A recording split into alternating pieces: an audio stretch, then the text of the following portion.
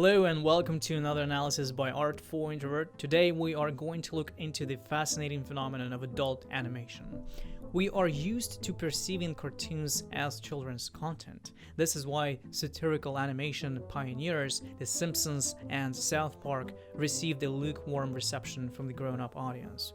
The viewers perceive them as animated movies for children filled, for some reason, with R-rated vocabulary. Today, adult animation seems to be at its height. It explores bizarre worlds and uses animation tools and techniques for all the better storytelling. It might be surprising, but initially the target audience for animation was the mature population. Early animation was surely simplistic, and the first films were too.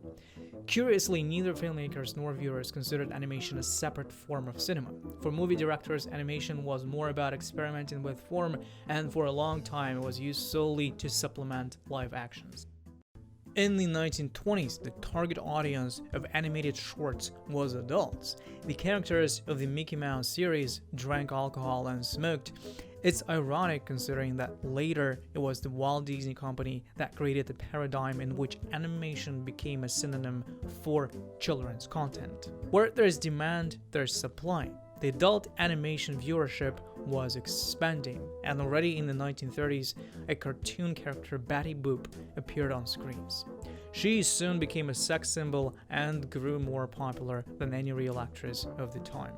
After World War II, Disney's family-friendly animated movies took over the TVs all over the world. Live-action cinema was developing swiftly and ceased to rely on animation as much as it had before. And this is how cartoons turned exclusively children and family-oriented. At the same time, creative and maverick filmmakers saw the potential of animation and resorted to it time and again. Monty Python used it boldly and liberally, creating a veritable phantasmagoria on screen. Overall, the 20th century was replete with adult animation that addressed issues we usually associate with grown-up cinema. In 1973, France amazed the world with its animated science fiction movie Fantastic Planet. It was philosophical and surreal and openly criticized Disney's approach to movie making. Even if Disney Corporation can be admired for setting the bar high in animation, it also made it almost impossible for original animators to spread and air their works. Jan Svankmajer, great Czech filmmaker, created fascinating stop-motion animations that were anything but G-rated. He drew inspiration from surrealist painting and explored various genres, including horror movies. And as a result, European animation happens to be a real treasure box for those looking for serious animated movies. Outside of the US and Europe, animation was also concerned with thought-provoking ideas and themes. The striking example is the USSR. The characters of the iconic Hedgehog and the Fog tried to answer the eternal questions about the meaning of life. Film, film, film as a parody of the Soviet film industry, and I Give You a Star as a satire on family life. In the 1990s, Russian animators continued to explore less popular and more challenging techniques. One of the most prominent experimental works is The Old Man and the Sea, an adaptation of Hemingway's work of the same name. This paint-on-glass animated film by Alexander Petrov received the Academy Award for Best Animated Short Film in 1999. The beginning of the 21st century marked the rise of adult animation. Along with already mainstream The Simpsons, South Park, and Robot Chicken, we saw a lot of new and unique works. Richard Linklater presented A Scanner Darkly and Waking Life. Charlie Kaufman created the script for Anomalisa, a 3D stop-motion drama.